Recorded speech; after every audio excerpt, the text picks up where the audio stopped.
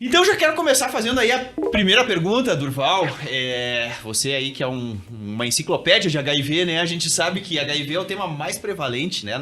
Nas provas ainda né? Um tema super importante. E eu queria entender, assim, do seu ponto de vista, o que mais cai de HIV, o que é importante para que o aluno estude de uma forma proativa e não perca tempo quando a gente abre essa janela, né, aí do tema HIV, focado bem na prova de residência mesmo. Legal. Quando a gente está falando de HIV, a gente está falando, na verdade, de uma doença muito grande, porque a AIDS tem muito assunto que pode cair em prova. Mas nesses assuntos que podem cair em prova, quando o aluno está fazendo a faculdade, ele fica, ai meu Deus, é muita coisa para estudar, eu não sei o que eu vou estudar, o que vai cair na minha prova? Então a gente aqui, a gente prepara para vocês aqueles tópicos que mais caem em prova. E a gente faz as aulas assim também. Então, na aula, quando o aluno vai assistir a aula, ele já tem ali quais são aqueles tópicos que mais caem. E com certeza é muito mais fácil estudar assim. Porque se você fosse estudar tudo de HIV, você não conseguiria. É muito assunto, você perderia muito tempo.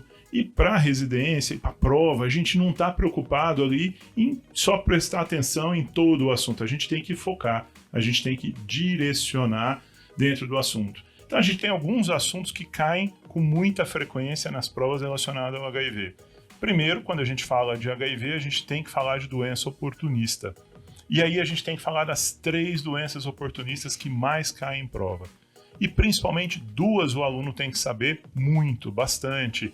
Então tem que saber toxoplasmose no sistema nervoso central. Esse é um assunto que aparece muito em prova de maneiras diferentes, né, com imagem, com caso clínico, para que o aluno consiga entender e saber como tratar, como fazer o diagnóstico, que tipo de lesão vai dar. E essa é a questão que mais aparece de doença oportunista em paciente com HIV em casos clínicos. E fora a toxoplasmose, a gente tem a pneumocistose, uma infecção no pulmão. Com muita frequência a gente tem infecções aí relacionadas ao HIV. A terceira não é uma oportunista, mas ela aparece muito em provas, que é a relação de tuberculose com HIV. Então esses 3 pontos são doenças que a gente tem obrigação de estudar. Então se você está começando a estudar HIV agora, se você vai começar a fazer questão, você precisa ter uma base nesse ponto para não perder tempo.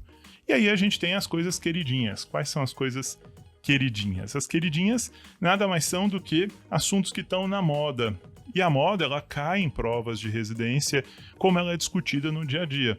Então, por exemplo, relacionado ao HIV, a gente tem a profilaxia pré-exposição do HIV, a PrEP.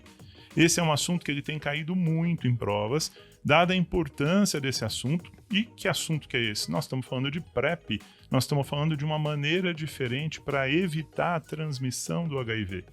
Aquele paciente que não usa preservativo, aquele paciente que não gosta de usar o preservativo, mesmo sabendo que o preservativo protegeria, a gente tem a possibilidade de fazer um remédio todo dia, que é uma associação de tenofovir com entericidabina, o nome comercial é Truvada, e esse medicamento ele diminui a chance de transmissão do HIV.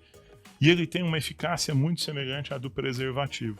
Infelizmente, ele só protege contra o HIV, ele não protege contra outras ISTs. Então, o paciente ele precisa fazer um acompanhamento, porque ele pode ter sífilis, por exemplo, ele pode ter gonorreia, ele pode ter outras infecções sexualmente transmissíveis. A PrEP hoje ela é queridinha nas provas.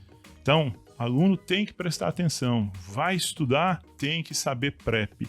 E a gente tem uma novidade da PrEP para o ano de 2023, que vai provavelmente ser cobrada em 2024, que é a PrEP sob demanda. Então é um jeito diferente de fazer PrEP. Por quê? Porque na PrEP tradicional se usa o comprimido todos os dias, mas tem pacientes que não têm relações sexuais com frequência. Eles têm relação sexual uma vez no mês, eles têm relação sexual 2 vezes no mês. Então existe a possibilidade hoje de se fazer uma profilaxia pré-exposição, onde ele vai usar medicamentos só naquele dia que ele sabe que ele vai ter relação sexual. E ele vai usar 4 comprimidos apenas. 2 no dia da relação, um 24 horas depois e um 48 horas depois.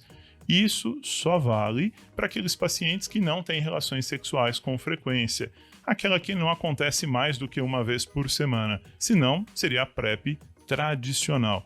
Mas esse é um assunto muito quente para provas e é uma aposta, inclusive, para provas aí de 2024 que a gente tem que ficar atento. E que pacientes, Durval, que teriam indicação, assim, de usar a PrEP, que acho que isso é o ponto mais importante, assim, que talvez eles cobrem, né, nas questões de prova. Mais do que o nome das medicações, eu acho que às vezes eles cobram muito que paciente que teria indicação, né? Existe, assim, uma lista de risco do Ministério da Saúde, alguma coisa? Sim, o Ministério da Saúde ele faz uma sequência naqueles pacientes que têm maior vulnerabilidade. Boa. E a definição de vulnerabilidade são as pessoas que teriam um risco maior de se infectar. Então, nós estamos falando de pessoas que são profissionais do sexo, pessoas que são soro diferentes, quando a gente tem um parceiro positivo e o outro é negativo, então esse negativo ele tem uma vulnerabilidade maior, né? E além disso, pessoas trans, né? Porque os trans, eles acabam tendo, as mulheres trans principalmente, eles acabam tendo um risco muito maior pela característica do tipo de relação sexual e essas pessoas que não usem preservativo, obviamente. Então a gente tem indicações aí específicas do Ministério da Saúde. Perfeito. Acho que é um tema quentíssimo, né? Perfeito. Esse aí para aparecer, para cair em questão. Realmente, assim, dentro do HIV, então acho que fica a dica aí para quem está nos assistindo, né? Que a PrEP aí é um tema bem possível. Exatamente. E como foi destacado como hot topic aqui, Durval, se você fosse falar assim, questão de prevalência que você imagina que essa questão vai cobrar dentro de PrEP sob demanda, como você falou, que é um hot topic aí para 2023, 2024. O que você acha que seria realmente assim, uma coisa boa de puxar para a questão? Então, uma coisa interessante da gente lembrar a PrEP sob demanda, que é a profilaxia pré-exposição, que é feita só de vez em quando, ela precisa que você não tenha regularidade na relação sexual. Um paciente que tenha mais de 2 relações sexuais por semana, ele não tem indicação de PrEP sob demanda. Ele teria indicação de PrEP habitual. Isso quer dizer que, às vezes, na questão, isso vai aparecer como uma alternativa para quem estaria indicado, para quem não estaria indicado. E um segundo ponto importante, essas medicações, elas têm interação com hormônios. E hoje é muito comum, nas mulheres trans, a gente ter mulheres trans que usam terapia de reposição hormonal, né? E se ela tiver a reposição hormonal no meio da história, ela não pode usar a PrEP sob demanda. Por quê? Porque há uma diferença na dose da medicação e ela diminui a ação. Então, a gente tem que ter meninas, mulheres trans, mas na verdade elas não podem estar usando hormônio se elas quiserem fazer PrEP sob demanda. Esse é um outro ponto interessante e que vale a pena porque pode aparecer aí em alguma questãozinha. Perfeito.